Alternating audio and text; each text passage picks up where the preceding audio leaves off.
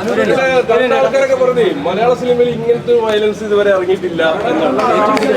ഒരുപാട് സന്തോഷം. ഞാൻ നേരത്തെ ഇത് പറഞ്ഞിട്ടുണ്ടായിരുന്നു, ഞങ്ങളുടെ പ്രൊമോഷൻ്റെ ഭാഗമായിട്ട് ഈ സിനിമ കൺസീവ് ചെയ്ത സമയത്ത് തന്നെ പറഞ്ഞത് ഒരു വയലൻ്റ് ആക്ഷൻ മൂവി ആയിരിക്കും. ബട്ട് എല്ലാവർക്കും കാണാൻ പറ്റുന്ന സിനിമയാണ്. ഡെഫിനറ്റ്ലി എ സർട്ടിഫിക്കറ്റ് വരുമ്പോൾ ഉണ്ടാവുന്ന ഈ ഡൗട്ടുകളൊക്കെ ഉണ്ടാവുമല്ലോ. But it's A very theatrical entertainer. നിങ്ങൾ സിനിമ തിയേറ്ററിൽ കാണേണ്ട ചില രീതിയുണ്ട്. നമ്മൾ അതുകൊണ്ട് തന്നെയാണ് ഇപ്പോൾ KGF ഒക്കെ ഒരിക്കപ്പോൾ ഞാൻ കേൾക്കുന്നുണ്ടായിരുന്നു മലയാളത്തിൽ ഇത്തരം സിനിമകൾ വരുമോ ഇല്ലയോ എന്ന്. ബട്ട് എനിക്കും ഒരു ആഗ്രഹം ഉണ്ടായിരുന്നു.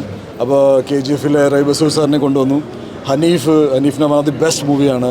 പിന്നെ ഈ സിനിമയുടെ ഐ തിങ്ക് എനിക്ക് ഇങ്ങനത്തെ ഒരു സിനിമ ചെയ്യാൻ പറ്റിയതിൽ മെയിൻ റീസൺ ഷെരീഫിനെ പോലെ ഒരു പ്രൊഡ്യൂസർ വന്നപ്പോൾ കംപ്ലീറ്റ്ലി ബാക്ക് ചെയ്യാമല്ലോ. ഒരു പ്രൊജക്റ്റിനെ വലിയ സിനിമ മലയാളത്തിൽ വലിയ സിനിമകൾ വരണമെന്ന് ആഗ്രഹിച്ച്, അതേപോലെ ഒരു എ സർട്ടിഫിക്കറ്റ് സിനിമ എന്ന് പറഞ്ഞിട്ട് പിന്നോട്ട് പോയില്ല. ആ സിനിമയുടെ കൊമേഴ്ഷ്യൽ എലിമെൻറ്റ് എന്താണെന്ന് മനസ്സിലാക്കി യൂത്തിന് വേണ്ടിയിട്ടും ഫാമിലീസിന് വേണ്ടി എല്ലാവർക്കും ഒരേപോലെ എൻജോയ് ചെയ്യാൻ പറ്റുന്ന ഒരു കിണ്ണം കാച്ച് ആക്ഷൻ പടം.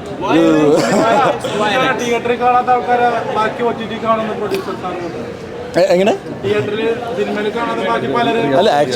അല്ല ആക്ച്വലി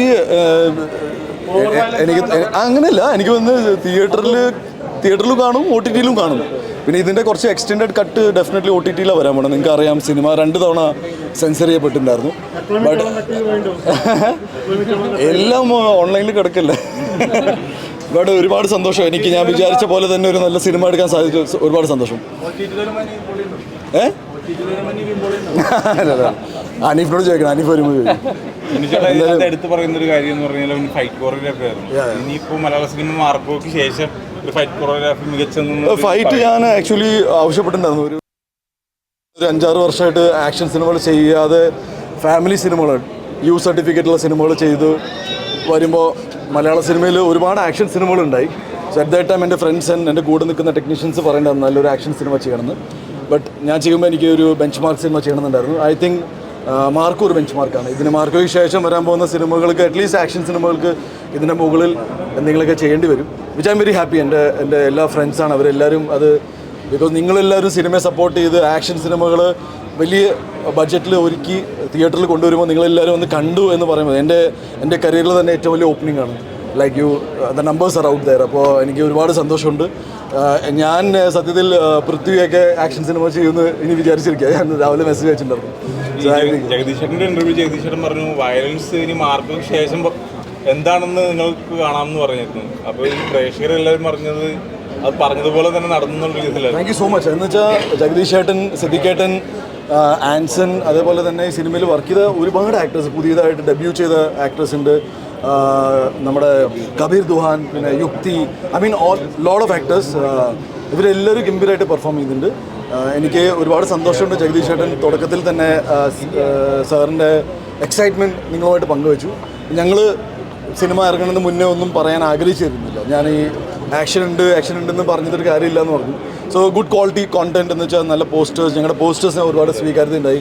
അതേപോലെ തന്നെ ടീസർ, ഫിൽം മേക്കിംഗ് ചന്ദ്രു സെൽവരാജാണ് ചെയ്തത്. ചന്ദ്രുവാണ് എൻ്റെ ജയഗണേഷ് എന്ന സിനിമ ചെയ്തിട്ടുണ്ടായിരുന്നത്. ഇപ്പോൾ ജയഗണേഷിൽ വർക്ക് ചെയ്ത നമ്മുടെ റെഹാൻ ഇതിലുണ്ട് കൊച്ചായിട്ട്. അപ്പോൾ ജയഗണേഷിൽ നമ്മൾ ഏതാണ്ട് വിഷു കയ്യിൽ നിന്ന് പോയിട്ടുണ്ടായിരുന്നു. വിഷു അല്ലേ ജയഗണേഷ്? ക്രിസ്മസ് എനിക്ക് പ്രേക്ഷകർ പറയുന്ന കുടുംബ പ്രേക്ഷകർ, കുട്ടികള് അല്ലെങ്കിൽ അമ്മമാർ, അങ്ങനത്തെ ഒരു ഓഡിയൻസ് ഉള്ള ആളാണ്. അപ്പൊ ഈ ഒരു പടം അങ്ങനെ കുടുംബ പ്രേക്ഷകർക്ക് കാണാൻ പറ്റില്ല. കാണാൻ പറ്റും എന്ന് വെച്ചാൽ 18 വയസ്സിന് മുകളിലാണല്ലോ കുടുംബ പ്രേക്ഷകർ. അല്ല അങ്ങനെയല്ല.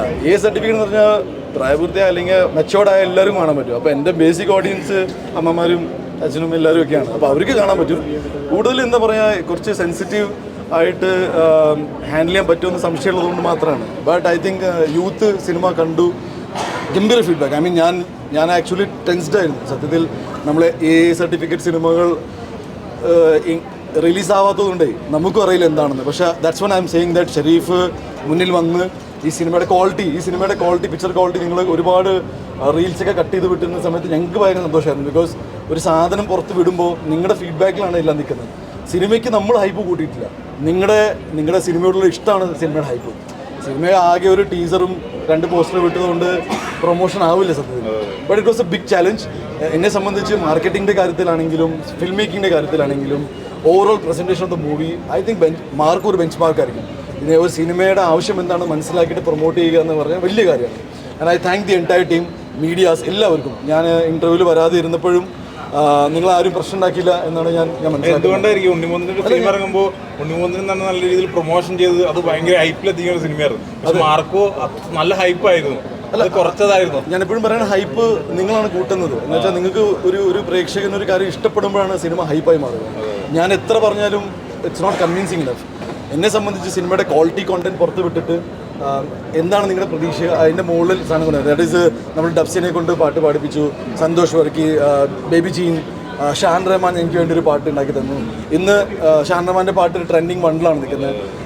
ഞാൻ 2 വീഡിയോ ഡയറക്റ്റ് ചെയ്തു. I was just having A blast. എന്ന് വെച്ചാൽ എന്നെ സംബന്ധിച്ച് ഹനീഫിൻ്റെ ഏറ്റവും ബെസ്റ്റ് സിനിമ ആയിരിക്കും ഞാൻ ഒരുപാട് മുന്നേ പറഞ്ഞിരുന്നു. ഐ തിങ്ക് ഹനീഫ് ഒരുപാട് സിനിമകൾ ചെയ്തിട്ടുണ്ട്. ബട്ട് ഇവിടുന്ന് ഹനീഫ് 0.20 എന്താ പറയുക 2.0